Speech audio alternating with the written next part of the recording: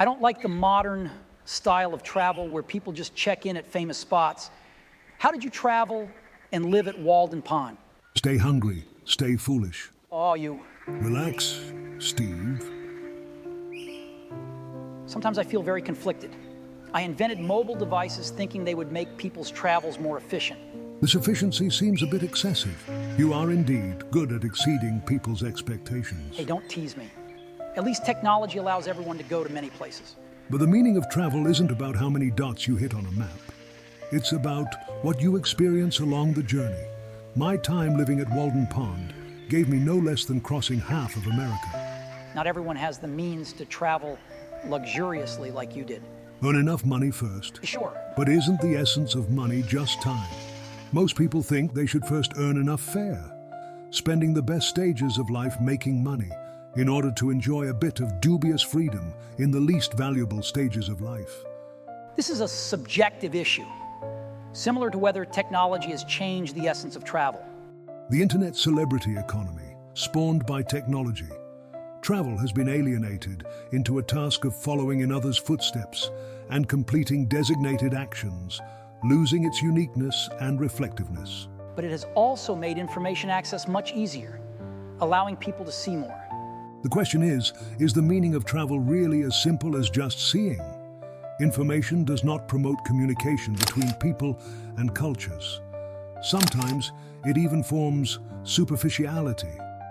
Tourists have become scenic spot harvesters, hurriedly clocking in and then quickly leaving, making it difficult to gain deep experiences. These popular destinations are a boon for the tourism economy. Seeing it as a business, that is indeed the case. Travelers get caught up in the cycle of take a photo, check in, share. Henry Miller said, "The purpose of travel is to learn how to view our own lives correctly." How do you understand this quote? In our day, it was very difficult for something like a travel guide to appear. We often made very few plans and just set off.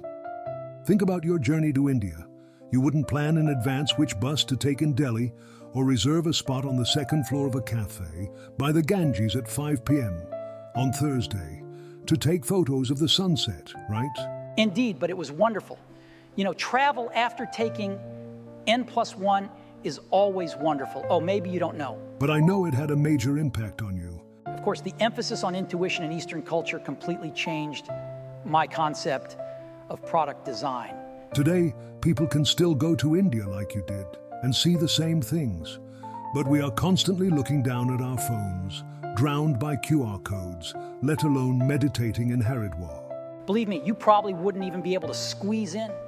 You see, the meaning of travel has never been about the destination, but the realizations along the way. It's not about seeing, but how to see. In other words, the state of mind. The mind can make a heaven of hell and a hell of heaven. John Milton. Exactly. This is a problem with travel guides. Everything is done step by step, but you can draw as many radii from the center as there are ways of living, and the same goes for travel. Hey, don't blame it all on phones. In the old days, there were also things like Lonely Planet. It wasn't as bad as now. Checking restaurants, posting photos, constantly assigning yourself tasks. Gosh, can people today not even find a place to eat without a phone? I'm not against technology. The point is to learn to stop at enough. Convenience does not equal happiness. When you can buy goods from all over the world at home, shopping while traveling loses its fun. But speaking of moderation, David, don't you think your seclusion at Walden Pond was also another extreme? Fair enough. I stayed for a while and then left. It was part of my journey, and I'm glad I didn't get stuck in traffic. Don't be too harsh. No one likes to go to crowded tourist spots. Really?